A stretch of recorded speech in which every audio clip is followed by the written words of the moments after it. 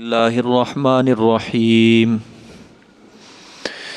ان المتقین فی جنات وعیون ادخلوها بسلام آمنین ونزعنا ما فی صدورهم من غل اخوانا علی سرر متقابلین لا یمسهم فیها نصب وما هم منها بمخرجین نبئ عبادی انی انا الغفور الرحیم وان عذابی هو العذاب العلیم ونبئهم عن ضيف إبراهيم إذ دخلوا عليه فقالوا سلاما قال إنا منكم وجلون قالوا لا توجل إنا نبشرك بغلام عليم قال أبشرتموني على أن مسني الكبر فبم تبشرون قالوا بشرناك بالحق فلا تكن من القانطين قال ومن يقنط من رحمة ربه إلا الضالون قال فما خطبكم أيها المرسلون قالوا إنا أرسلنا إلى قوم مجرمين صدق اللہ العظیم۔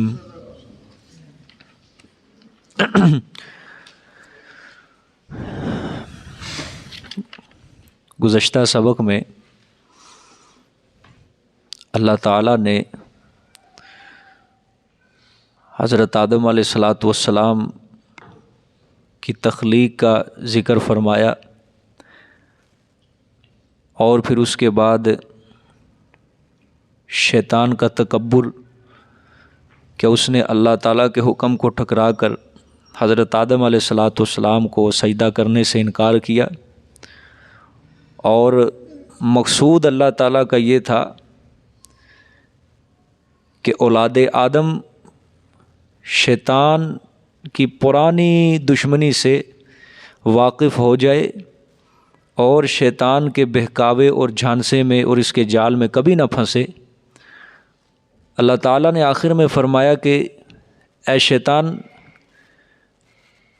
کہ جو میرے مخلص بندے ہوں گے تیرا ان کے اوپر کوئی زور نہیں چلے گا، ہاں جو تیری تابعداری کریں گے گمراہوں سے ان کے اوپر تیرا زور چل جائے گا، لیکن جو تیری راہ کے اوپر چلے گا پھر اس کے لیے ان جہنم لموعدوہم اجمعین، اس کے لیے پھر جہنم کا وعدہ ہے، اس کو میں نے جہنم کے اندر ہی پھینکنا ہے، اور اس کے 7 دروازے ہوں گے، ہر دروازہ اس سے ایک حصہ گمراہوں سے تقسیم کیا ہوا ہے۔ یہ آج کا سبق جہاں سے شروع ہو رہا ہے ان المتقین فی جنات، اوپر کی آیتوں میں اللہ نے گناہ گاروں اور ان کے لیے جہنم کی سزا کا ذکر کیا کہ جو شیطان کے رستے کے اوپر چلے گا اس کو جہنم کے اندر داخل کیا جائے گا۔ اب ان آیتوں کے اندر اللہ فرمائے گے جو میرے رستے کے اوپر چلے گا میں اس کو جنت کے اندر داخل کروں گا، میں نے اس کو جنت کے اندر داخل کرنا ہے۔ ہاں، ان آیتوں میں پرہیزگاروں کے ثواب اور ان کی نعمتوں کا اللہ تعالیٰ ذکر فرمائیں گے، اور اللہ فرمائیں گے ان المتقین، بے شک متقی بچنے والے، کس چیز سے؟ کفر و شرک سے بچنے والے جو ہوں گے۔ متقی وہ لوگ ہیں جو اللہ تعالیٰ کی توفیق سے بتائید ازدی شیطان کے وسوسے اور اس کے تسلط سے محفوظ رہیں گے۔ وہ کیا ہوں گے؟ متقی لوگ۔ وہ دنیا کے دلدادہ نہیں ہوں گے، ٹھیک ہے، ہر وقت آخرت کی فکر میں لگے ہوئے ہوں گے، اور دنیا کی فکر ان کے دل کے اندر نہیں ہوگی، اس کے فکر ہوگی ان کے دل میں کہ اللہ راضی ہو جائے، اللہ کا رسول راضی ہو جائے، بس اللہ، وہ ہوں گے متقی لوگ، ٹھیک ہے۔ دیکھو متقی جو ہوتا ہے نا یہ تقوی سے ہے، تقوی کا لغوی معنی پرہیزگاری کرنے والا، اختیار کرنے والا۔ اب پرہیزگاری کس سے؟ اللہ کی نافرمانی سے پرہیز کرنا، گناہوں سے بچ جانا، اس کو تقوی کہا جاتا ہے۔ گناہوں سے بچنا اصل اس کا نام کیا ہے؟ تقوی، کہ اللہ کی نافرمانی سے بچا جائے، پھر اس کے دل کے اندر کیا آتا ہے؟ تقوی پیدا ہوتا ہے، اور تقوی ہی انسان کے دل میں اللہ تعالیٰ کی محبت کو بڑھاتا ہے، ٹھیک ہے۔ نیکی کرنا یہ بھی ایک تقوی ہے، لیکن اس سے اعلیٰ درجہ جو ہے نا وہ گناہوں سے بچ جانا ہے، چونکہ بندہ جب گناہ سے بچے گا اس کا نیکی کے اندر دل لگے گا، ٹھیک ہے، جب گناہ سے نہیں بچنا اس بندے کا نیکی کے اندر دل نہیں لگ سکتا۔ اس کا نام ہے تقویٰ، کہ انسان گناہوں سے پرہیزگاری کرے، کفر و شرک سے بچے، دوسرے گناہوں سے بچے، کبیرہ گناہوں سے، صغیرہ گناہوں سے اپنے آپ کو محفوظ رکھے، اس کا نام ہوتا ہے تقویٰ۔ ٹھیک ہے، بے شک متقی لوگ فی جناتن کہاں ہوں گے؟ بیچ باغات کے ہوں گے، وعیون اور چشموں کے ہوں گے۔ ٹھیک ہے، باغات ہوں گے اور ان کے اندر کیا ہوں گے؟ چشمے ہوں گے۔ ٹھیک ہے، فرمایا جن لوگوں نے تقوی کا رستہ اختیار کیا نا وہ باغوں اور چشموں کے اندر ہوں گے۔ ٹھیک ہے، دودھ کی اور شراب کے چشمے ان نہروں کے اندر بہہ رہے ہوں گے۔ ٹھیک ہے، دودھ کے، شراب کے چشمے ان نہروں کے اندر بہہ رہے ہوں گے۔ ٹھیک ہے، پھر جب یہ داخل ہوں گے جنت کے اندر، اب اللہ اس کا منظر پیش کر رہے ہیں کہ جب جنت میں داخل ہوں گے تو ان کا عظیم الشان استقبال کیا جائے گا۔ ٹھیک ہے، ایسے یہ نہیں کہ اتنا رش ہوگا، بھیڑ ہوگی، بس دھکم دھکا، چل بھی تو بھی جا تو بھی جا تو بھی جا، نہ، جنتیوں کو بڑی شان و شوکت کے ساتھ ان کا استقبال کیا جائے گا۔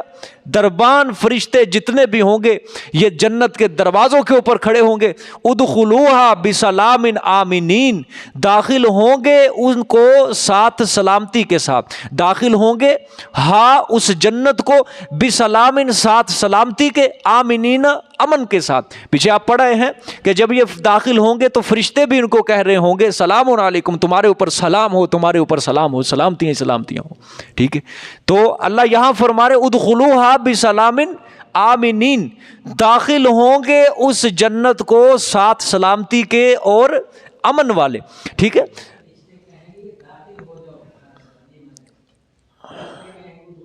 ادخلوہا بسلام آمنین،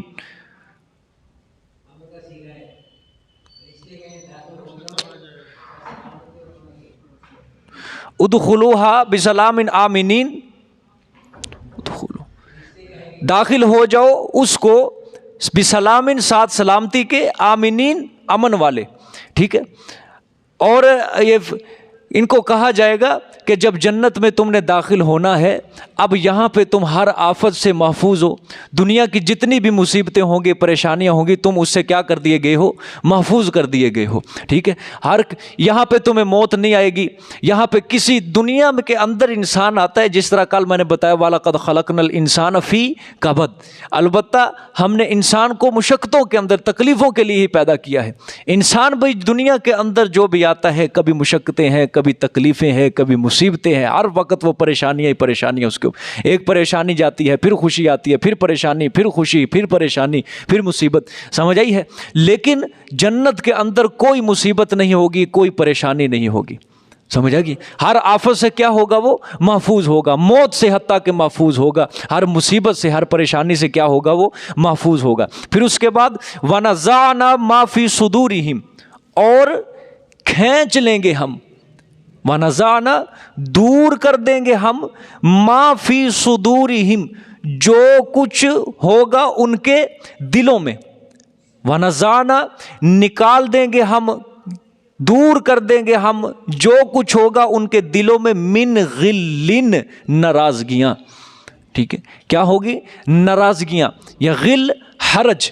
یہ پچھلی صورتوں کے اندر بھی آیا ہے کہ جب اللہ تعالیٰ جنتیوں کو جنت کے اندر داخل کریں گے تو ان کے دلوں میں ایک دوسرے کے خلاف جو کینہ ہوگا، ناراضگیاں ہوں گی، ایسے خفگیاں ہوں گی، اللہ تعالیٰ اس سے پاک صاف کر دیں گے۔ ٹھیک ہے، پاک صاف کر کے اللہ تعالیٰ پھر ان کو کیا کریں گے؟ جنت کے اندر داخل کریں گے۔ ٹھیک ہے، یعنی بتقاض بشریت، بتقاض بشریت، دنیا میں جو ان کے دلوں میں ایک دوسرے کے خلاف کوئی کینہ ہوگا، کوئی ناراضگی ہوگی، کوئی خفگی ہوگی، ٹھیک ہے، وہ کیا ہوگا؟ پھر اللہ تعالیٰ ان کو بہشت میں داخل کرنے سے پہلے ان کی یہ ناراضگیاں کیا کر دیں گے؟ ختم کر دیں گے۔ دنیا کے اندر جو ان کے مومن، اب یہاں سے ایک نقطہ سمجھنا، یہ بات سمجھنی ہے کہ اس آیت سے معلوم ہوتا ہے کہ بتقاض بشریت دو ایسے شخصوں کے درمیان جن کے درمیان رنج و ملال پیش آ گیا ہے، دو ایسے شخص جن کے درمیان کیا آ گیا؟ رنج و ملال پیش آ گیا ہے، اور وہ دونوں اللہ کے نزدیک متقی ہیں، دونوں جنتی ہیں۔ ٹھیک ہے، دونوں اللہ کے نزدیک کیا ہیں؟ متقی ہیں، دونوں جنتی ہیں، اللہ تعالیٰ جنت میں داخل کرنے سے پہلے اللہ ان کی یہ ساری خفگیاں، یہ ساری ناراضگیاں کیا کر دیں گے؟ نکال دیں گے، ٹھیک ہے۔ اور دوسری بات یہاں پہ ایک اور سمجھانی ہے، پیچھے بھی آیت گزری تھی، وہاں پہ مجھ سے یہ بات رہ گئی تھی۔ اب یہ بات سمجھیں صحابہ کرام کی، میں نے کہا نا دو ایسے شخص کے بتقاض بشریت دنیا کے اندر ان کے درمیان کیا آ گیا؟ رنج و ملال پیش آ گیا، اور دونوں ہی اللہ کے نزدیک متقی ہیں، جنتی ہیں۔ اللہ بہشت میں داخل ہونے سے پہلے ان کی ناراضگیاں ختم کر دیں گے، جیسے جنگ جمل، جنگ صفین میں صحابہ کے درمیان ملال پیش آیا تھا۔ سمجھ آئی ہے؟ جنگ جمل میں، جنگ صفین میں صحابہ کے درمیان ملال پیش آیا، جنت میں داخل ہونے سے قبل ہی اللہ تعالیٰ ان صحابہ کے اس رنج کو اور ملال کو ختم کر دیں گے۔ بلکہ اگر میں یوں کہوں تو میں جھوٹا نہیں ہوں گا، اللہ تعالیٰ نے اسی دنیا کے اندر ہی ان کے رنج و ملال کو ختم کر دیا تھا۔ ان کی موت سے پہلے ہی اللہ نے ان کے رنج و ملال کو کیا کر دیا؟ ختم کر دیا تھا، ٹھیک ہے۔ ان کے اندر محبت اور الفت پیدا کر دی تھی، ٹھیک ہے۔ آگے دیکھیں، وَنَزَعْنَا مَا فِي صُدُورِهِم مِّن غِلٍّ، اور نکال دیں گے ہم جو کچھ ان کے سینوں میں ہے، من غلٍ، ناراضگیاں، اخواناً، بھائی بھائی ہوں گے، وہ کیا ہوں گے؟ بھائی بھائی ہوں گے، علی سرر، اوپر ہوں گے تختوں کے، متقابلین، آمنے سامنے بیٹھنے والے، ٹھیک ہے۔ آمنے سامنے بیٹھ کے جب گفتگو کریں گے اہل جنت تو پھر تختوں کے اوپر بیٹھ کے، عالی شان تختے اللہ تعالیٰ سجائیں گے ان کے لیے، پھر اس کے اوپر بیٹھ کے یہ آمنے سامنے ہو کے ایک دوسرے سے گفتگو کریں گے، ٹھیک ہے۔ اور کریں گے کیسے؟ خوش ہو کر، بھائی بھائی ہو جائیں گے وہاں پہ، دل کے اندر کوئی کسی کے خلاف ناراضگی۔ یہاں تو دو دوست بھی آپس میں ملے ایک دوسرے کے خلاف حسد ہوتا ہے، یہاں تو دو آپس میں مسلمان بھی ملے تو ایک دوسرے کے خلاف کینہ ہوتا ہے، جان چھڑانے کا کام کرتے ہیں یہاں پہ، ٹھیک ہے۔ اپنا مفاد، اپنا مطلب نکال کے چل بھی، تو کیا اور میں کیا۔ یہاں کوئی بھائی بھائی نہیں ہے، ٹھیک ہے۔ یہاں ایک دوسرے کے ہر کوئی دشمنی ہے، لیکن جنت کے اندر اللہ تعالیٰ یہ سب ختم کر دیں گے، وہاں سب بھائی بھائی ہوں گے، وہاں کوئی لڑائی جھگڑا نہیں ہوگا، ٹھیک ہے۔ تختوں کے اوپر ہوں گے، آمنے سامنے بیٹھے ہوں گے، ٹھیک ہے۔ اللہ فرما رہے ہیں کہ ہم ان کے دلوں سے ناراضگیاں کیا کر دیں گے؟ نکال دیں گے۔ مشاجرات صحابہ کو بھی اسی آیت کے اوپر پرکھو۔ مشاجرات یاد رکھنا، میں نے مشاجرات صحابہ کرام کے اندر جو رنج و ملال پیش آیا نا، یہ جنگ و جدال کے لفظ سے اس کو تعبیر نہیں کرنا چاہیے۔ علماء کرام نے یہ صاف لکھا ہے کہ اس کو جنگ و جدال کے لفظ سے بالکل تعبیر نہ کرو، اس کو مشاجرات کے لفظ سے تعبیر کرو۔ مشاجرات کس کو کہتے ہیں؟ مشاجرات یہ نکلا ہے لفظ شجر سے، شجر کا مطلب ہوتا ہے درخت، شجر کا مطلب درخت۔ مشاجرات کہتے ہیں ایسا درخت کے ایک درخت کی ٹہنیاں اس کے ایک دوسری شاخوں کے اندر گھسی ہوئی ہوں، لگی ہوئی ہوں۔ اور آپ کو پتہ ہے ایسا جو درخت ہوتا ہے جس کے اوپر پتے ہی پتے، جس کی ایک ٹہنی دوسری کے اندر جا رہی ہوتی ہے، وہ درخت خوبصورت منظر پیش کرتا ہے۔ اسی طرح صحابہ کرام، یہ جنگ و جدال کے لفظ سے بالکل تعبیر نہ کرو، بلکہ مشاجرات کے لفظ سے اس کو تعبیر کرو۔ دیکھو، میں حضرت علی المرتضیٰ رضی اللہ تعالیٰ عنہ کا سب سے پہلے یہاں پہ قول ذکر کرتا ہوں۔ حضرت علی المرتضیٰ رضی اللہ تعالیٰ عنہ نے فرمایا کہ میں یہ کہتا ہوں کہ میں، طلحہ اور زبیر انہی لوگوں کی بابت ہیں، ٹھیک ہے، جو اللہ نے اس آیت کے اندر فرمایا وَنَزَعْنَا مَا فِي صُدُورِهِمْ۔ نہیں سمجھے بات؟ حضرت طلحہ اور زبیر، جنگ جمل کا واقعہ پیش آیا، پڑھا ہے کہ نہیں؟ سنا ہے نا؟ کس کے اندر؟ حضرت عائشہ اور حضرت علی المرتضیٰ رضی اللہ تعالیٰ عنہ کے اندر یہ واقعہ پیش ہے۔ بڑی تفصیل، لمبی تفصیل ہے۔ منافقین کی یہ ساری کی ساری سرکردگی تھی، انہی کی وجہ سے یہ صحابہ کے درمیان مخالفت ہوئی اور یہ تلواریں ٹکرائی آپس کے اندر، لیکن بعد میں صلح و صفائی جب پیش آئی تو حضرت علی المرتضیٰ رضی اللہ تعالیٰ عنہ نے بھی کوفہ کے اندر یہ اعلان کر دیا کہ جس طرح اما عائشہ رضی اللہ تعالیٰ عنہا کی پہلے ہمارے دلوں کے اندر تعظیم تھی، اب جنگ کے بعد بھی ہمارے دلوں میں اسی طرح تعظیم ہے اما جان کی۔ اور کوفہ کے اندر تھی اما عائشہ رضی اللہ تعالیٰ عنہ، حضرت علی المرتضیٰ رضی اللہ تعالیٰ عنہ نے اونٹنی بھیجی ساتھ، اور ساتھ اپنے فوجی بھیجے کہ جاؤ اما جان کو صحیح سلامت محفوظ کر کے مدینہ تک پہنچا کے آؤ، ٹھیک ہے۔ لوگ یہ جنگ کا واقعہ بیان کر کے لوگوں کے دلوں میں نفرتیں ڈالتے ہیں صحابہ کے خلاف، خاص کر حضرت عائشہ رضی اللہ تعالیٰ عنہا کے خلاف نفرتیں ڈالتے ہیں کہ دیکھو جی مولا علی کے مقابلے کے اندر آگے مولا علی کے، یہ ہوتی کون ہے، ٹھیک ہے۔ لیکن یاد رکھنا اگر حضرت علی کی پوزیشن بہت زیادہ ہے تو اماں عائشہ کی بھی پوزیشن کوئی کم نہیں ہے. وہ میرے پیغمبر کے حرم کے اندر ہیں, وہ میرے پیغمبر صلی اللہ علیہ وآلہ وسلم وہ بیوی ہیں کہ جس کے بارے میں میرے پیغمبر صلی اللہ علیہ وسلم سے پوچھا گیا کہ یا رسول اللہ آپ کو سب سے زیادہ محبت اور سب سے زیادہ پیار کس سے ہے؟ آپ صلی اللہ علیہ وسلم نے فرمایا مجھے سب سے زیادہ محبت عائشہ کے ساتھ ہے. پھر آپ سے پوچھا گیا آپ کو مردوں میں سے کس سے محبت ہے؟ آپ نے فرمایا عائشہ کے باپ سے سب سے زیادہ محبت ہے. اگر حضرت علی کی پوزیشن بہت زیادہ ہے تو حضرت عائشہ کی پوزیشن بھی کم نہیں ہے, اس کی پوزیشن بھی بہت زیادہ ہے. حضرت عائشہ رضی اللہ تعالیٰ عنہ نے بھی جنگ جمل کے بعد یہی جملے فرما دیے تھے کہ ہمارے درمیان جو لڑائی یہ جنگ ہوئی ہے یہ سارا منافقین کا کام ہے, ہمیں لڑوا دیا گیا آپس کے اندر. ٹھیک ہے, حضرت عائشہ رضی اللہ تعالیٰ عنہ نے بھی یہ بھی صاف جواب دے دیا تھا, اعلان کر دیا, ختم ہو گیا نا کہ انہی لوگوں کی بابت اللہ تعالیٰ نے ان کے دلوں کے اندر, میں نے اسی لیے کہا کہ دنیا کے اندر ہی اللہ نے ان کے دلوں سے رنج و ملال کو کیا کر دیا تھا؟ ختم کر دیا تھا, نکال دیا تھا. اسی طرح حضرت علی المرتضیٰ رضی اللہ تعالیٰ عنہ اور حضرت امیر معاویہ کے اندر جنگ کا واقعہ پیش آیا جس کو جنگ صفین کا لقب دیا جاتا ہے, جنگ صفین کے نام سے یاد کیا جاتا ہے. اب تاریخ کے اندر اتنا کچھ لکھا ہے, لوگ تاریخ کا سہارا لے کر ہی حضرت امیر معاویہ رضی اللہ تعالیٰ عنہ کے اوپر بھونکتے ہیں, بکواس کرتے ہیں. کچھ ایسے پروفیسر بھی آج دفتروں کے اندر کرسیوں کے اندر بیٹھے ہیں, سامنے 6-7 بندے لے کے حضرت امیر معاویہ رضی اللہ تعالیٰ عنہ کو زیادہ برا بھلا کیوں کہا جاتا ہے؟ اسی وجہ سے کہا جاتا ہے کہ حضرت علی کے مقابلے کے اندر نکلے, حضرت علی کے مقابلے کے اندر حضرت امیر معاویہ آئے, اس وجہ سے لان تان کیا جاتا ہے حضرت معاویہ رضی اللہ تعالیٰ عنہ کو. کیا صرف میں سوال کرتا ہوں صرف حضرت امیر معاویہ ہی جنگ کے لیے نکلے تھے یا کوئی اور بھی نکلا تھا؟ اور بھی نہیں نکلا کوئی بھی. حضرت عائشہ رضی اللہ تعالیٰ عنہا 36 ہجری کے اندر یہ جنگ جمل کا واقعہ پیش آیا ہے. جنگ صفین تو بعد میں ہوئی ہے, جنگ جمل کا واقعہ وہاں کوئی نہیں تان کرتا. میں اہل سنت کی بات کر رہا ہوں, لوگ ایسے مولوی ہیں کوئی حضرت امیر معاویہ کو اسی وجہ سے برا بھلا کہہ رہے ہیں, ادھر کیوں نہیں کوئی انگلی اٹھاتا؟ پتہ ہے ادھر نبی پاک صلی اللہ علیہ وسلم کی بیوی ہے, اگر وہاں پہ انگلی اٹھائی تو ایمان سے خارج ہو جائیں گے. وہاں کوئی نہیں یہ اصول اپناتا کہ وہاں بھی حضرت عائشہ رضی اللہ تعالیٰ عنہا حضرت علی کے مقابلے کے اندر نکلی تھی.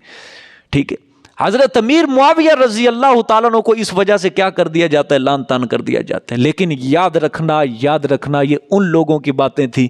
ٹھیک ہے, یہ صحابہ اکرام کے آپس کے اندر یہ مشاجرات تھے. ہم چھوٹے لوگ ہیں, 14ویں صدی کے اندر پیدا ہونے والے ہیں, ہماری اتنی حیثیت نہیں, اتنی اوقات نہیں ہے کہ ہم ان کے اندر نکتہ چینیاں پیدا کریں, ہم ان کی نکتہ چینیاں. ہاں یاد رکھنا میری بات, ذہنوں پہ لکھ لو, دلوں پہ لکھ لو, نقش جما لو, صحابی کے اوپر تنقید کرنے کے لیے صحابی ہونا ضروری ہے. ہمارے پاس وہ حیثیت نہیں, ہمارے پاس وہ اوقات نہیں ہے.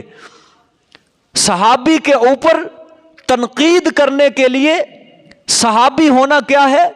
ضروری ہے. پہلے اپنے اندر یہ پوزیشن پیدا کرو, یہ اوقات پیدا کرو, یہ حیثیت پیدا کرو, پھر تم صحابہ کرام کے خلاف تنقید کر سکتی ہو, وگرنہ نہیں کر سکتے. اور قیامت تک تم اپنے اندر یہ پوزیشن پیدا نہیں کر سکتے. یہ میرے پیغمبر صلی اللہ علیہ وآلہ وسلم کی حدیث بھی اس بات کے اوپر شاہد ہے, گواہ ہے.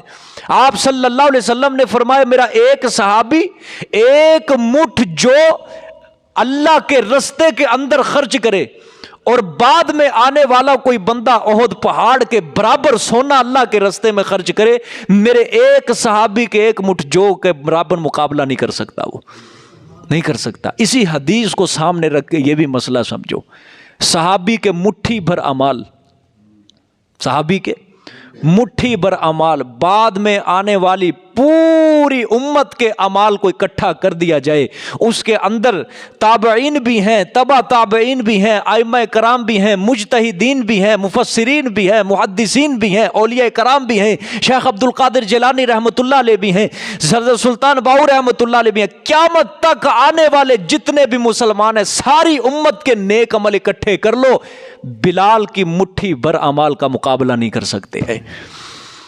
یہ میرا ایمان ہے الحمدللہ. سمجھ آئیے کہ نہیں؟ ہم اپنے اندر وہ پہلے پوزیشن پیدا کر سکیں کہ صحابی پہ اگر کوئی زبان درازی کرنی ہے, تنقید کرنی ہے, تو پہلے صحابی اپنی پوزیشن, اپنی سند لے کے, ہمارے پاس وہ سند قیامت تک نہیں آ سکتی ہے. میں آپ کو یہاں پہ ایک واقعہ سناتا ہوں. بڑے شوق سے آج لوگ صحابہ کے اوپر تنقید کرتے ہیں نا، یہ ان کے اندر غلطی تھی، یہ ان کے اندر غلطی تھی، یہ فلانی غلطی تھی، یہ فلانی غلطی تھی. اور بڑا سینہ چوڑا کر کے آپ صلی اللہ علیہ وآلہ بڑا سینہ چوڑا کر کے وہ یہ صحابہ کے اوپر تنقیدات کر رہے ہوتے ہیں. یعنی ہم بڑے علم والے ہیں، اپنے آپ کو سمجھتے ہیں ہم صحابہ سے بھی بڑے علم والے ہو گئے. حضرت ابو درداء رضی اللہ تعالیٰ عنہ فرماتے ہیں ایک مرتبہ آپ صلی اللہ علیہ وسلم ہمارے ساتھ بیٹھے تھے. بخاری شریف کی روایت ہے، صحیح روایت ہے. آپ صلی اللہ علیہ وسلم ہمارے ساتھ تشریف فرما تھے اور کچھ ہی دیر میں حضرت ابو بکر صدیق رضی اللہ تعالیٰ عنہ آئے. آپ کا یہ پاجامہ تھوڑا سا پھٹا ہوا تھا جس کی وجہ سے گھٹنے ظاہر ہو رہے تھے. جب آپ صلی اللہ علیہ وسلم کے پاس آئے تو آپ صلی اللہ علیہ وسلم نے حضرت ابو درداء سے فرمایا کہ لگتا ہے آج تمہارے بھائی کے ساتھ کوئی واقعہ پیش آ چکا ہے. حضرت ابو بکر صدیق جب آپ کی خدمت میں آئے تو حضرت ابو بکر صدیق نے کہا یا رسول اللہ، میرے اور عمر کے درمیان تھوڑی سی لغزش پیش آ گئی ہے. میرے اور عمر رضی اللہ تعالیٰ عنہ کے درمیان ایک لغزش پیش آ گئی ہے. یا رسول اللہ، میں نے معاف بھی کیا ہے لیکن اس نے مجھے معاف کرنے سے انکار کر دیا ہے. اب غور سے سمجھنا، ہمارے لیے عبرت ہے، سبق ہے. اس نے مجھے معاف کرنے سے انکار کر دیا ہے. اب یہی بات تھی. ادھر سے حضرت عمر رضی اللہ تعالیٰ عنہ کا جب غصہ ٹھنڈا ہوا تھوڑا سا حضرت صاحب کا، تو حضرت کو بھی تھوڑا پتہ چلا کہ میں نے اچھا نہیں کیا. فوراً دوڑے حضرت ابو بکر صدیق رضی اللہ تعالیٰ عنہ کے گھر کی طرف معافی مانگنے کے لیے. خود جا کے پوچھا کہ ابو بکر کدھر ہیں؟ تو گھر والوں نے کہا ادھر تو نہیں ہے، وہ تو حضور صلی اللہ علیہ وسلم کے پاس چلے گئے ہیں. حضرت عمر گئے آپ صلی اللہ علیہ وسلم کی طرف دوڑے ہوئے. جو ہی حضرت عمر آ رہے ہیں تو آپ صلی اللہ علیہ وسلم کا چہرہ سرخ ہو گیا، غصے سے سرخ ہو گیا. ٹھیک ہے. اب حضرت عمر رضی اللہ تعالیٰ عنہ کو دیکھ کر آپ صلی اللہ علیہ وسلم کا چہرہ سرخ ہو گیا. ادھر سے حضرت ابو بکر صدیق آپ صلی اللہ علیہ وسلم کے چہرے کو دیکھ رہے ہیں. حضرت ابو بکر صدیق رضی اللہ تعالیٰ عنہ نے 2 مرتبہ اس وقت آپ صلی اللہ علیہ وسلم کے سامنے عرض کی یا رسول اللہ غلطی مجھ سے ہوئی تھی، یا رسول اللہ غلطی مجھ سے ہوئی تھی. ٹھیک ہے. جب آپ صلی اللہ علیہ وآلہ وسلم کی مجلس میں آئے حضرت ابو بکر صدیق، اس وقت حضرت ابو بکر صدیق نے حضرت عمر کے خلاف کوئی شکایت نہیں کی تھی، کوئی استغاثہ پیش نہیں کیا یا رسول اللہ عمر کی غلطی تھی، اس نے یہ کیا، اس نے وہ کیا. وہ استغاثہ پیش نہیں کیا، صرف ایک حالت بیان کی تھی. اور جب حضرت عمر کو دیکھ کر آپ صلی اللہ علیہ وسلم کا چہرہ لال ہو گیا، سرخ ہو گیا، اس وقت بھی حضرت ابو بکر صدیق اپنے آپ کی غلطی نکال رہے ہیں. یا رسول اللہ میری غلطی تھی، میری غلطی تھی اس کے اندر. پھر آپ صلی اللہ علیہ وسلم نے حضرت عمر کو مخاطب کر کے فرمایا کہ دیکھو بھائی، بات یہ ہے کہ میں جب نبوت کا میں نے اعلان کیا تھا تم سب نے مجھے جھوٹا کہا تھا، تم سب نے مجھے پہلے جھوٹا کہا تھا، لیکن ابو بکر پہلا وہ شخص ہے جس نے میری سچائی کا گواہی دی تھی کہ نہیں یا رسول اللہ صلی اللہ علیہ وسلم آپ سچے ہیں، آپ سچے ہیں. تو کیا تم میرے اس صحابی کو معاف نہیں کر سکتے میری خاطر؟ میرے صحابی کو میری خاطر تم معاف نہیں کر سکتے؟ کہتے ہیں ابھی حضور صلی اللہ علیہ وسلم نے یہی بات کہی تھی، اس کے بعد کسی ایک صحابی نے حضرت ابوبکر صدیق کی زندگی میں حضرت کو کبھی دکھ نہیں پہنچایا تھا، کبھی دکھ نہیں پہنچایا تھا. میں بات یہ کرنا چاہتا ہوں، دیکھو جب حضرت ابوبکر صدیق آپ کی خدمت میں آئے تو آپ حضرت ابوبکر صدیق نے کوئی شکایت پیش نہیں کی تھی حضرت عمر کے خلاف، صرف یہی کہا تھا کہ یا رسول اللہ میرے اور عمر کے درمیان اس طرح جھڑپ ہو چکی ہے، میں نے معافی مانگی لیکن اس نے معاف کرنے سے انکار کر دیا. کوئی شکایت نہیں ہے، صرف ایک حالت بیان کی. پھر جب حضور دیکھ رہے ہیں حضرت عمر کو، حضرت ابوبکر صدیق پھر بھی کہہ رہے ہیں یا رسول اللہ میری غلطی ہے، میری غلطی ہے، میری غلطی ہے یا رسول اللہ صلی اللہ علیہ وسلم. پھر آپ صلی اللہ علیہ وسلم نے سارے صحابہ کو نصیحت کی کہ میری خاطر اس کو معاف کر دو ابوبکر کو.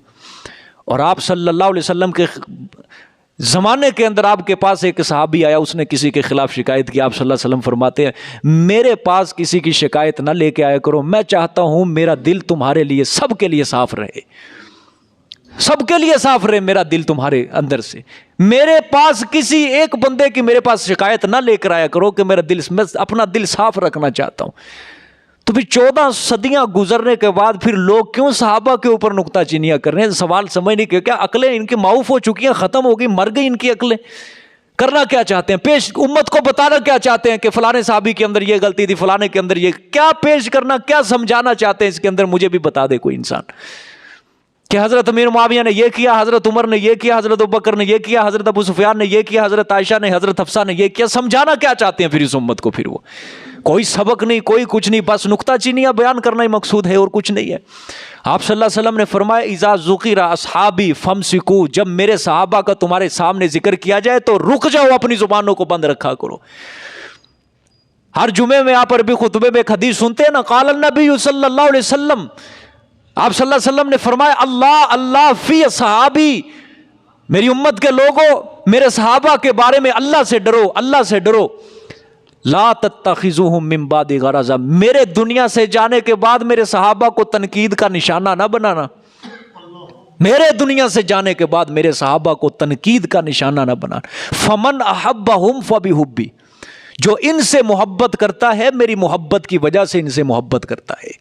سبحان اللہ، صحابہ کی محبت کو اپنی محبت قرار دیا جا رہا ہے. جو ان سے محبت کرتا ہے میری محبت کی وجہ سے ان سے محبت کرتا ہے. ومن ابغضنی جو ان سے بغض رکھتا ہے وہ میرے بغض کی وجہ سے ان سے بغض رکھتا ہے. کہ اس کے دل کے اندر میرا بغض ہے تو اس وجہ سے میرے صحابہ سے، میرے دوستوں سے کیا رکھ رہا ہے؟ وہ بغض رکھ رہا ہے. پھر آپ صلی اللہ علیہ وسلم نے فرمایا ومن آذاہم فقد آذانی، جس نے ان کو تکلیف پہنچائی اس نے مجھے تکلیف پہنچائی. ان کو، میرے صحابہ کو، اس کے اندر جتنے بھی آپ صلی اللہ علیہ وسلم کے صحابہ سب شامل ہیں، حضرت امیر معاویہ بھی شامل ہیں. ومن آذاہم فقد آذانی، جس نے ان کو تکلیف پہنچائی اس نے مجھے تکلیف پہنچائی. ومن آذانی فقد آذ اللہ، جس نے مجھے تکلیف پہنچائی اس نے اللہ کو تکلیف پہنچائی. ومن آذ اللہ فیوشک ان یاخذہ، اور جس نے اللہ کو تکلیف پہنچائی پس انتظار کرے، قریب ہے کہ کب اللہ اس کا گریبان پکڑے گا. کہاں سے بات چلائی؟ صحابہ سے مخالفت، رسول سے مخالفت، رسول سے مخالفت، اللہ سے مخالفت. جب اللہ سے مخالفت تو پھر اس کی آخرت برباد ہو گئی ہے، خراب ہو چکی ہے. اللہ ہم سب کو صحابہ اکرام سے محبت کرنے کی توفیق عطا فرمائے. اللہ ہم سب کو صحابہ سے، ان کے نقش قدم پہ چلنے کی توفیق عطا فرمائے.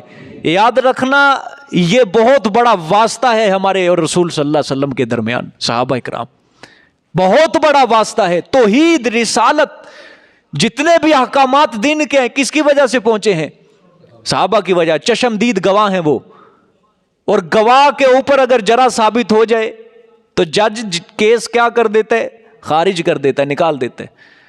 صحابہ ہمارے دین کے چشمدید گواہ ہیں. اگر ہمارے یہ چشمدید گواہوں کے اوپر، صحابہ کے اوپر جرا ہو گئی، یاد رکھنا ہمارے دین کا کیس خارج، مقدمہ خارج ہو جائے گا، کچھ بھی نہیں رہے گا ہمارے پاس. میں ایک مثال دیتا ہوں، پرانے زمانے کی ایک بات ہے کہ ایک بچے نے اپنی ماں سے کہا اماں جان مجھے حلوہ پکا کے دو. کیا پکا کے دو؟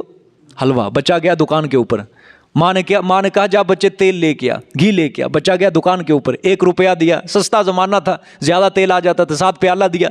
بچے نے جا کے اماں جان بھائی صاحب یہ تیل ڈال دیں پیالے کے اندر. اس دکان والے نے جب تیل ڈالنا شروع کیا تو پیالے کا ایک جو حصہ ہوتا ہے گہرا حصہ، اس کو جب تیل سے بھر دیا گیا. سستا زمانہ تھا نا. اب اس نے کہا کہ تیرا تیل اور باقی ہے، دوسرا برتن لے گیا. بچہ تھا، اس کو سمجھ نہیں تھی، اس نے پیالے کو الٹا کر دیا. اس نے کہا یہ دوسری طرف ڈال. کیا ڈال؟ دوسری طرف ڈال. ماں کے پاس گیا بچہ. ماں نے کہا بچے تیل کدھر ہے؟ تھوڑا سا اتنا سا تیل لے کے آئے، باقی کا تیل کدھر ہے؟ اس نے الٹا پیالہ کر کے دیکھا، اماں جان ادھر بھی ہے تیل. اب آپ خود اندازہ لگاؤ، تیل نہ ادھر نہ ادھر. اگر صحابہ کو درمیان سے نکال دیا نہ ہم ادھر کے رہیں گے نہ ادھر کے رہیں گے، نہ دین کے نہ دنیا کے، کچھ بھی نہیں ہمارے پاس باقی رہے گا. کلمہ ہم تک صحابہ کے ذریعے پہنچا، قرآن ہم تک صحابہ کے ذریعے پہنچا، رسالت، نبی پاک صلی اللہ علیہ وسلم کی ایک حرکت، ہر عادت، عادات، اطوار، حرکات، سکنا، سب کچھ تو صحابہ کے ذریعے پہنچا ہے. اگر بیچ سے نکال دو وہ تو ہمارے اوپر بڑے احسان مند ہیں. اگر درمیان سے صحابہ کو نکال دو تو کچھ بھی نہیں، ہم بھی مسلمان نہیں رہتے، یاد رکھنا. اس لیے ضروری ہے صحابہ اکرام کا دفاع کرنا ہر ایک کے اوپر لازم ہے، ہر ایک کے اوپر لازم ہے. اگر تم چلو قرآن حدیث سے دلائل نہیں دے سکتے، کم از کم اگر آپ کے سامنے کوئی بندہ صحابہ کے خلاف بکواس کرے اس کا منہ تو بند کروا سکتے ہو یا نہیں کروا سکتے؟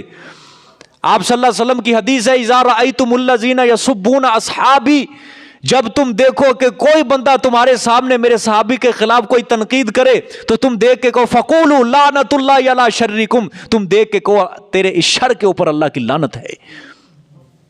وہاں ہم نے نہیں دیکھنا کہ کون ہے بڑا جبے والا بیٹھا ہے سامنے، بڑی پگڑی والا بیٹھا ہے وہاں سامنے، بڑا جبے والا بڑا عالم صاحب ہے، ہم نے وہاں یہ نہیں دیکھنا، ہم نے حضور صلی اللہ علیہ وسلم کی سنت کو دیکھنا ہے، ہم نے حضور کے قول کو دیکھنا ہے، ہم نے صحابہ کو دیکھنا ہے۔ میرے پیغمبر نے فرمایا کہ جب میرے صحابی کے خلاف کوئی بندہ زبان کھولے اس کو دیکھ کے کو تیرے شر کے اوپر اللہ کی لعنت ہے۔ شر کہا گیا ہے، بات نہیں کہا تیری بات کے اوپر، شر تو پھیلا رہے، تو شر پھیلا رہے۔ پیغمبر کے صحابہ کے خلاف کوئی جو بندہ بکواس کرتا ہے زبان کھولتا ہے وہ شر پھیلا رہے، شر پھیلا رہے، اس شر کے اوپر ہی تیرے لعنت ہے اللہ تعالیٰ کی۔ سمجھ آئی گی ایک نے؟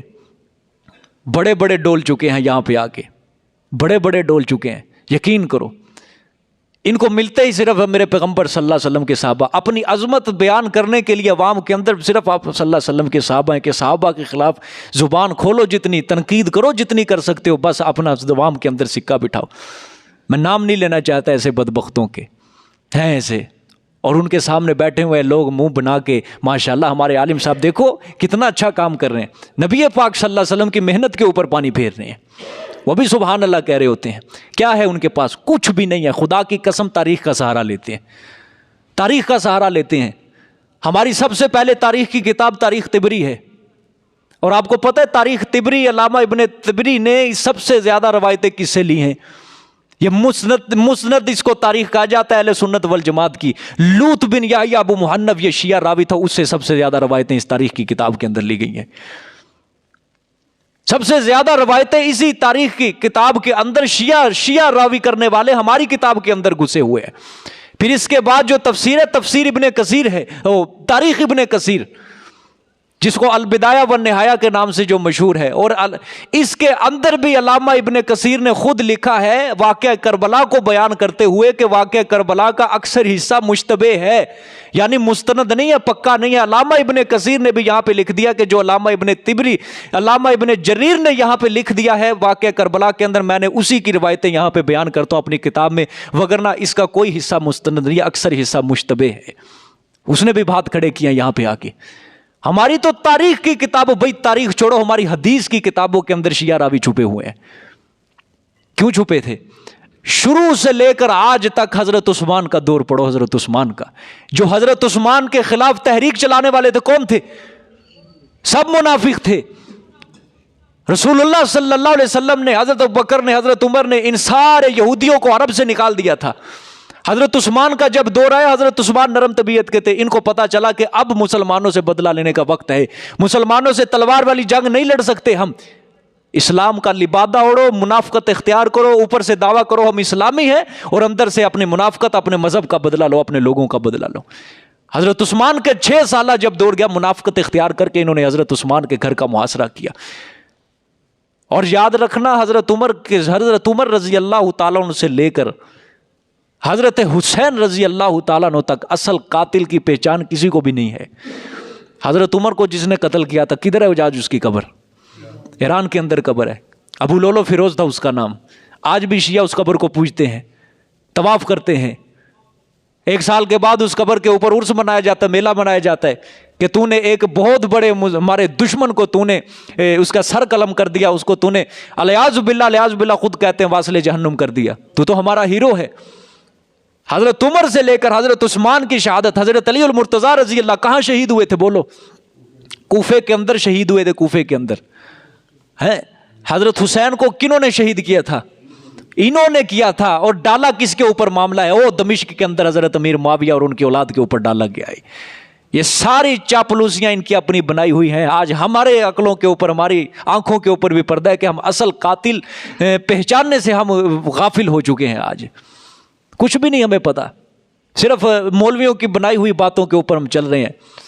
میں آپ کو صرف ایک بات بتاتا ہوں یہاں پہ، جس کی وجہ سے سب سے زیادہ حضرت امیر معاویہ کو لعن طعن کیا جاتا ہے، کہ حضرت امیر معاویہ رضی اللہ تعالیٰ نے یزید کو اپنے دور میں ولی عہد بنایا، اور یزید حضرت حسین کے مقابلے کے اندر آیا، یزید یہ ہے، یزید فلاں ہے، یزید فلاں ہے۔ اسی کی آڑ میں حضرت امیر معاویہ کو بھی گالیاں دی جاتی ہیں، اور بعض تو یہاں تک کہتے ہیں یزید سے بھی بڑا بدبخت لعنتی ہو اس کا باپ تھا، استغفر اللہ، یہاں تک کہتے ہیں۔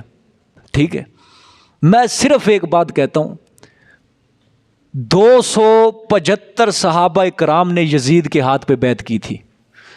کس کے ہاتھ پہ؟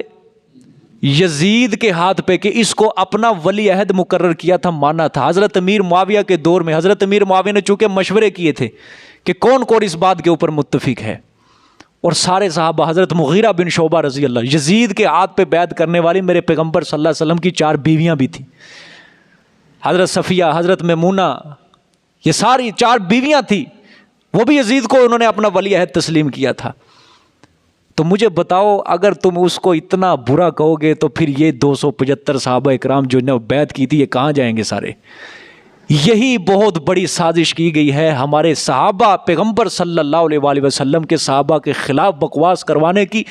یہاں پہ آ کے شیعہ کہتے ہیں کہ یہ پیغمبر اپنے نواسے کو مارنے والے یہ خود صحابہ اکرام ہی تھے، وہ اپنے دعوے کے اندر آ کے یہاں پہ سچے ہو جاتے۔ بھائی ہمارا یزید سے کوئی لینا دینا نہیں، سیدھی بات ہے، نہ ہم سے سوال ہونا ہے کوئی۔ ہم دیکھ رہے ہیں صحابہ اکرام کو کہ جس کی وجہ سے سارے صحابہ کو کیا کیا جاتا ہے، لعن طعن کر دیا جاتا ہے، اسی کی وجہ سے۔ ہمارے لیے حضرت حسین رضی اللہ تعالیٰ عنہ محترم ہے، ہم تو دعا کرتے ہیں اللہ، یا اللہ پاک ہمیں قیامت والے دن حضرت حسین کی صف کے اندر ہی شامل فرما۔ یزید سے ہمارا کوئی لینا دینا، وہ صحابی نہیں تھا، ٹھیک ہے، حضرت حسین صحابی تھے، اور صحابی کا مقام اور مرتبہ بہت بڑا ہوتا ہے۔ میرے پیغمبر کے نواسے تھے، جس کو گھٹی میرے پیارے پیغمبر صلی اللہ علیہ وسلم نے دی ہو۔ میرے پیغمبر صلی اللہ علیہ وسلم حضرت حسین کی زبان اپنے منہ کے اندر لے کے چوسا کرتے تھے۔ عقیدت ہمیں بھی بہت زیادہ ہے، خدا کی قسم عقیدت ہمیں بھی بہت زیادہ ہے، لیکن انصاف کا آنکھیں کھول کے ذرا حق کو سمجھنے کی کوشش کرو۔ یہ چل کے آ رہا ہے سارا ڈرامہ، ہمیں کس چیز سے دور کیا جا رہا ہے آج، کس چیز سے دور کیا جا رہا ہے؟ لیکن بالآخر بات سمجھ لو، ہمارے لیے سارے صحابہ محترم ہیں، وہ ہمارے محسن ہیں، ان کا بہت بڑا احسان ہے ہمارے اوپر، قیامت تک بھی ہم ان کے احسان کا بدلہ نہیں اتار سکتے، ایک رائی کے دانے کے برابر بھی ہم ان کے احسان کا بدلہ نہیں اتار سکتے۔ اللہ خود قرآن کے اندر فرما رہے رضی اللہ عنہم ورضوا عنہ، میرے پیغمبر میں تیرے یاروں سے راضی ہو چکا ہوں، میں ان سے تو یہ تیرے یار مجھ سے راضی ہو چکے ہیں۔ یہاں پہ بات ختم ہو چکی ہے۔ اگر کوئی انسان اگر اللہ تعالیٰ کی سند کے اوپر، اللہ تعالیٰ کے فتوے کے اوپر، اللہ تعالیٰ کے معیار کے اوپر بھی اگر کوئی انسان پھر بھی نکتہ چینی کرے، وہ اپنی آخرت خود برباد کر رہا ہے، چونکہ جب اللہ نے اپنی رضا کا سرٹیفکیٹ دے دیا، اگر پھر انسان کرے یہ غلطی کی، یہ غلطی کی، یہ غلطی کی، پھر وہ اپنی آخرت کو برباد کر رہا ہے۔ گویا وہ بتانا چاہتے ہیں مجھے اللہ کے اس قول کے اوپر کوئی اعتبار نہیں، رضی اللہ عنہ ورضوا عنہ، مجھے کوئی اعتبار نہیں ہے یہاں پہ، ٹھیک ہے کہ نہیں؟ اللہ تعالیٰ ہم سب کو صحابہ کا دفاع کرنے کی قرآن حدیث کی روشنی میں توفیق عطا فرمائے۔ اور ایک بات اور یاد رکھنا، صحابہ کا دفاع ہمارے اوپر لازم ہے، صحابہ کے بعد کسی جماعت کا دفاع ہمارے لیے کوئی فرض عین نہیں ہے، اور وہ صرف اس لیے ہم صحابہ کا دفاع اپنے لیے فرض سمجھتے کہ قرآن نے صحابہ کا دفاع کیا، سب سے پہلے اللہ نے اپنے صحابہ کا دفاع کیا، پھر پیغمبر صلی اللہ علیہ وسلم نے صحابہ کا دفاع کیا۔ حضرت سعید بن زید رضی اللہ تعالیٰ عنہ عشرہ مبشرہ میں سے ہیں، وہ فرماتے ہیں کہ لوگوں، پیغمبر کے صحابہ کو برا بھلا نہ کہو، کہ پیغمبر کے صحابہ کی ایک صحابی کی ایک گھڑی آپ صلی اللہ علیہ وسلم کے ساتھ جو جہاد کے اندر گزری، ایک لمحہ جو گزرا، وہ تمہارے زندگی بھر کے تمام اعمال حسنہ سے بہتر ہے، اگرچہ تمہیں عمر نو کیوں نہ مل جائے۔ تمہارے زندگی کے تمام اعمال حسنہ سے بہتر ہے جو صحابی نے پیغمبر کی خدمت میں ایک گھڑی گزاری، ایک لمحہ گزارا، وہ بہت بڑا بنوا ہے، ٹھیک ہے؟ ہمارے اعمال ان کے اعمال کا مقابلہ نہیں کر سکتے، ٹھیک ہے؟ دیکھیں جی، وَنَزَعْنَا مَا فِي صُدُورِهِم مِّن غِلٍّ إِخْوَانًا عَلَىٰ سُرُرٍ مُتَقَابِلِينَ، اور ہم نکال دیں گے جو کچھ ان کے دلوں میں ہے، من غِلٍّ ناراضگیاں، اخواناً بھائی بھائی ہوں گے، عَلَىٰ سُرُرٍ اوپر ہوں گے تختوں کے، متقابلین آمنے سامنے بیٹھے ہوں، لَا يَمَسُّهُمْ فِيهَا نَصَبٌ وَمَا هُم مِّنْهَا بِمُخْرَجِينَ، نہیں پہنچے گی ان کو بیچ اس جنت کے کوئی تکلیف، ٹھیک ہے؟ جنت میں کوئی تکلیف نہیں پہنچے گی، وہاں پہ خوشیاں ہی خوشیاں ہوں گی، کوئی مصیبت، کوئی رنج، کوئی غم نہیں ہوگا، وہاں خوشیاں ہی خوشیاں۔ آگے وَمَا هُم مِّنْهَا بِمُخْرَجِينَ، اور نہیں ہوں گے وہ اس جنت سے نکالنے والے، ٹھیک ہے؟ نکالے نہیں جائیں گے جنت سے، یہ بھی ایک مستقل نعمت ہے، یاد رکھنا۔ ایک ہے جنت میں داخل ہو جانا، یہ بھی نعمت ہے، اور جنت سے پھر نہ نکالے جانا، یہ بھی کیا ہے؟ بہت بڑی نعمت ہے اللہ تعالیٰ کی، ٹھیک ہے؟ آگے دیکھیں، اللہ اکبر، نبی عبادی انی انا الغفور الرحیم وان عذابی هو العذاب العلیم. خبر دو، کس کو کہا جا رہا ہے؟ یہ پیغمبر صلی اللہ علیہ وسلم کو. خبر دو میرے بندوں کو، بے شک میں ہی ہوں بخشنے والا، رحم کرنے والا. میرے بندوں کو خبر دو، بے شک میں، انی بے شک میں ہی ہوں بخشنے والا، رحم کرنے والا. ٹھیک ہے. اب یہاں تک اللہ تعالیٰ نے فرمایا کہ جہنم کس کے لیے؟ گمراہوں کے لیے ہے، اور جنت کس کے لیے ہے؟ متقیوں کے لیے جنت ہے، پرہیزگاروں کے لیے ہے. اب آگے یہ جو آیت ہے نا، نبی عبادی، یہ گناہ گاروں کو تسلی دی جا رہی ہے. ٹھیک ہے، کہ کہیں گناہ گار جو ہوتے ہیں نا، وہ یہ نہ سمجھے کہ ہم تو گناہ گار ہیں، روح سیاہ ہیں، پتہ نہیں ہمیں جنت ملے گی یا نہیں ملے گی. جس طرح آج امید چھوڑ کے لوگ بیٹھ جاتے ہیں، یار پتہ نہیں اسی جنت جانا بھی یا نہیں جانا. مومن ہے، کلمہ گو ہے، لیکن پھر بھی اللہ سے امید کو کیا کر لیتے ہیں؟ ہٹا لیتے ہیں. ایسے لوگوں کو یہ آیت تسلی دے رہی ہے کہ میرے پیغمبر میرے بندوں سے فرما. دیکھو عبادی کا لفظ آیا، میرے بندوں کو. ٹھیک ہے، یہاں پہ ایھل مذنبون نہیں اللہ نے کہا، مذنبون کے گناہ گاروں کو کہہ دو. ٹھیک ہے، مشرکون کافرون یہ بھی لفظ نہیں آیا ہے. ٹھیک ہے، مذنبون گناہ گاروں کو کہہ دو یہ بھی نہیں آیا ہے. اللہ نے فرمایا عبادی میرے بندے ہیں نا. چلو گناہ ہو گیا، غلطی ہوگی ہے تو میرے بندے نا. ٹھیک ہے، انی پھر تاکید، اپنے کلام کو اللہ نے موقت بنانے کے لیے انا کا لفظ استعمال کیا. انی بے شک میں، پھر ضمیر اللہ نے آنا، پھر اس کا ترجمہ میں ہی ہوں بخشنے والا، رحم کرنے والا. تاکید اللہ تعالیٰ فرما رہے ہیں بار بار اس آیت میں تاکید، میں بے شک میں ہی ہوں بخشنے والا، رحم کرنے والا. ٹھیک ہے، اور آگے وَأَنَّ عَذَابِي، اور بے شک میرا عذاب، هُوَ الْعَذَابُ الْعَلِيمُ، وہی ہے عذاب دردناک. ٹھیک ہے، یعنی اللہ فرما رہے ہیں کہ میرے بندوں کو خبر دیں میں بڑا بخشنے والا ہوں، مہربان ہوں. کسی گناہ گار کو میری رحمت سے، میری مغفرت سے نا امید نہیں ہونا چاہیے. اسی طرح کی آیت قرآن میں دوسری جگہ پہ ہے، قُلْ يَا عِبَادِيَ الَّذِينَ أَسْرَفُوا عَلَىٰ أَنفُسِهِمْ، میرے پیغمبر میرے ان بندوں سے فرما دو جو گناہوں کی کثرت کے اندر مبتلا ہو کے جنہوں نے اپنی جانوں پہ ظلم کیا ہے، لا تقنطوا من رحمت اللہ، میری رحمت سے نا امید نہ ہونا. ٹھیک ہے، یہاں بھی وہی آیت کہ میں ہی بخشنے والا ہوں. ٹھیک، اور یہ بھی خبر دے دے میرے بندوں کو کہ میرا عذاب بڑا ہی دردناک ہے، یہ کافروں کو ملنے والا ہے. اس لیے عذاب سے بے خوف ہونا نہیں چاہیے. ٹھیک ہے، خوف بھی اسی سے ہونا چاہیے اور امید بھی اسی سے ہونی چاہیے. دونوں چیزیں، میں بار بار کہتا ہوں نا، ایمان اسی چیز کا نام ہے. الایمان بین الخوف والرجاء، ایمان خوف اور امید کی درمیانی کیفیت کا نام ہے. انسان اللہ کے عذاب سے بھی ڈرے، اس کی رحمت سے بھی امید لگا کے رکھے، اس کا نام ایمان ہے. وگرنہ اگر کوئی انسان اللہ کے عذاب سے ڈرنا چھوڑ دے اور بس جی رحمت ہی رحمت ہے، رحمت ہی رحمت ہے، رحمت ہی، یہ ایمان نہیں ہے. ٹھیک ہے، یا انسان اللہ تعالیٰ کی رحمت سے نا امید ہو جائے اور بس عذاب سے ڈرتا رہے، نہ جی نہ، عذاب ہے اللہ کا، سخت ہے بڑا، میں مارا جاؤں گا، یہ ہو جائے گا، یہ بھی ایمان نہیں ہے. الایمان بین الخوف والرجاء، ایمان خوف اور امید کی درمیانی کیفیت کا نام ہے. اس کو کیا کہا جاتا ہے؟ ایمان. کہ خوف بھی اسی کا ہونا چاہیے اور امید بھی اسی کی ہونی چاہیے. ٹھیک ہے، آگے دیکھیں. اللہ وَنَبِّئُهُمْ عَنْ ضَيْفِ ابراہیم، اور خبر دو ان کو ابراہیم کے مہمانوں کے بارے میں. ٹھیک ہے، اب یہاں سے تخویف دنیاوی کے 5 نمونے اللہ ذکر کریں گے. ٹھیک ہے، میں نے خلاصے میں بتایا تھا نا، تخویف دنیاوی کے 5 نمونے اللہ ذکر فرمائیں گے. 3 سابقہ امتوں کے ہوں گے اور 2 کفار مکہ کے ہوں گے. یہ بات ذہن میں رکھنے، 3 سابقہ امتوں کے اور 2 کفار مکہ کے. اب یہ پہلا نمونہ ہے تخویف دنیاوی کا. ٹھیک ہے، لیکن یہ قصہ اللہ اور شروع کریں گے. قصہ اصل ہوگا حضرت لوط علیہ السلام کا.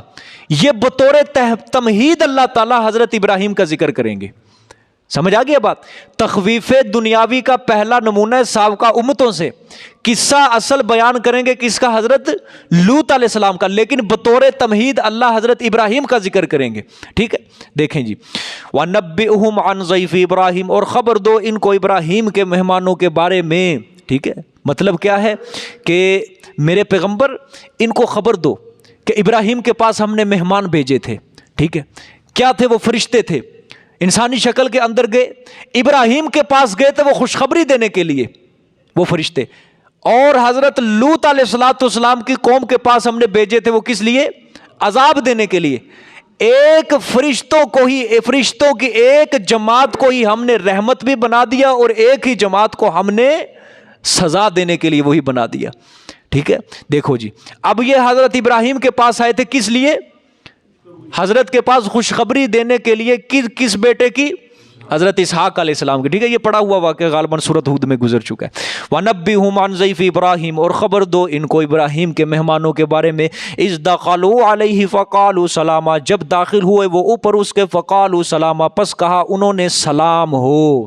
ٹھیک ہے, فرشتوں نے کیا کہا؟ سلام ہو.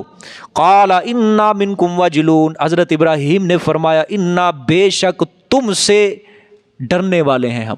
ٹھیک ہے, ہم تم سے کیا ہیں؟ ڈرنے والے ہیں. اچھا, سورۃ ہود کے اندر آیا تھا خیفہ. حضرت ابراہیم پہلے گھبرائے تھے, دل میں خوف پیدا ہوا کہ یہ کیا ہو رہا ہے.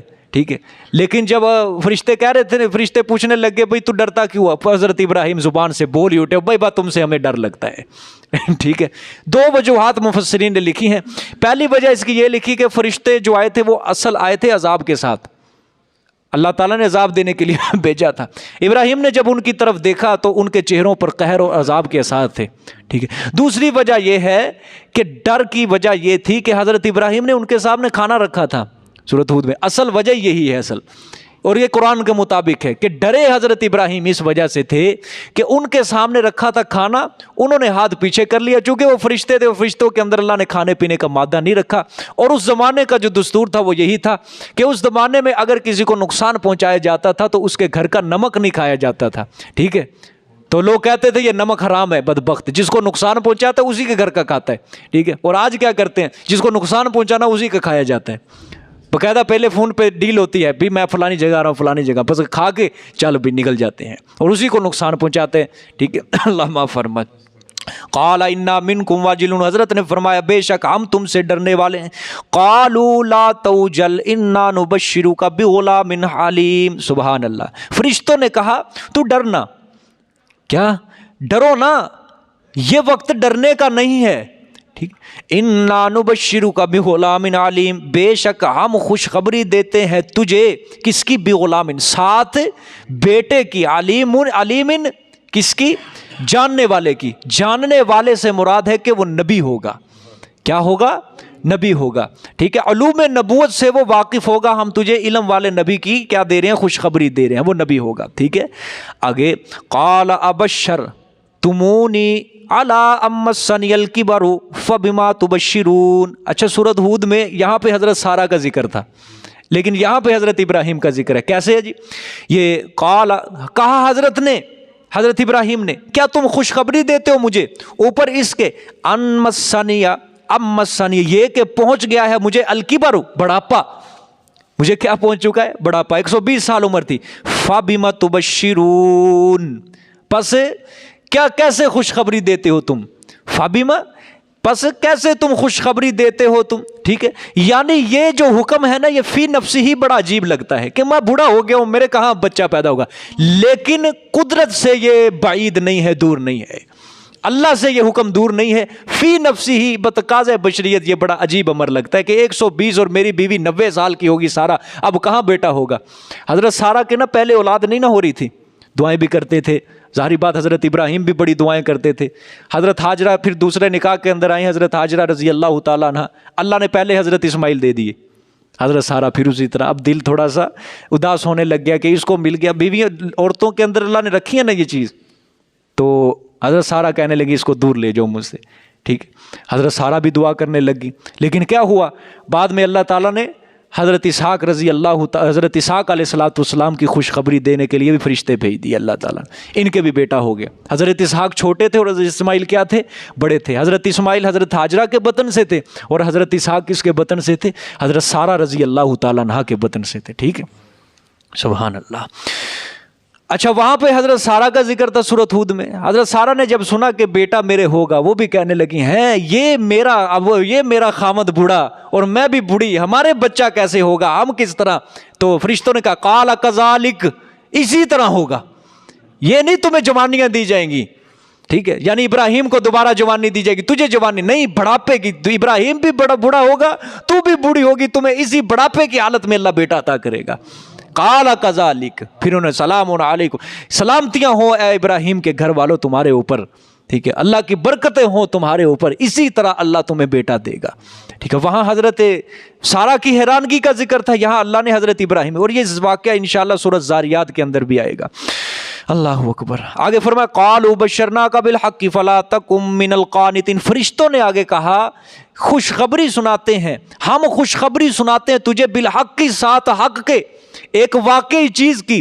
یہ جب حضرت ابراہیم کی حیرانگی کو دیکھا نا حضرت، پھر فرشتوں نے پھر کہا ساتھ حق کے، ایک واقعی چیز ہو کر رہے گی، یہ چیز اللہ نے جب حکم کر دیا یہ چیز ہو کر رہے گی، حق کی خبر۔ فلا تکن من القانتین، پس نہ ہو تو نا امید ہونے والوں سے۔ اچھا، فرشتے کس کو کہہ رہے ہیں؟ ابراہیم کو کہہ رہے ہیں کہ اللہ سے نا امید نہ ہو۔ بڑی عجیب بات ہے کہ جو پہلے پوری زندگی اللہ کی رحمت سے نا امید، جو آگ کے اندر چلا گیا، وہ اللہ کی رحمت سے نا امید نہیں ہوا، ٹھیک ہے۔ اب فرشتے اس کو کہہ رہے نا امید نہ ہو۔ اب حضرت ابراہیم نے بھی بڑا زبردست جواب دیا، ٹھیک ہے۔ قال ومن یقنط من رحمت ربہ، اللہ اکبر، کہا حضرت نے، ہاں، اور کون نا امید ہوتا ہے اپنے رب کی رحمت سے، ٹھیک ہے، الا الضالون، مگر گمراہ لوگ۔ جیسے فرشتوں نے کہا تھا کہ رب کی رحمت سے تو نا امید نہ ہو، اسی طرح بڑا چڑھا کے جواب دیا، کون اللہ کی رحمت سے نا امید ہوتا ہے؟ الا الظالمون، مگر گمراہ لوگ ہوتے ہیں اللہ کی رحمت سے نا امید، ٹھیک ہے، سبحان اللہ۔ یعنی خلاصہ کلام، میں تو نبی ہوں، گمراہ لوگ اللہ کی رحمت سے نا امید ہوتے ہیں، میں تو نبی ہوں، مجھے تو سب سے زیادہ اللہ کے حکم کے اوپر یقین ہے، ٹھیک ہے کہ نہیں؟ میں کس طرح اللہ کی رحمت سے اس کے حکم سے نا امید ہو سکتا ہوں؟ وہ تو گمراہ لوگ ہوتے ہیں۔ یعنی مجھے اللہ سے پوری امید ہے کہ اللہ تعالیٰ مجھے اولاد دے سکتا ہے، لیکن بڑھاپے کے اندر یہ امر کیا ہے؟ قابل تعجب ہے، تقاضا بشریت، ٹھیک ہے۔ جزاک اللہ، صدق اللہ العظیم۔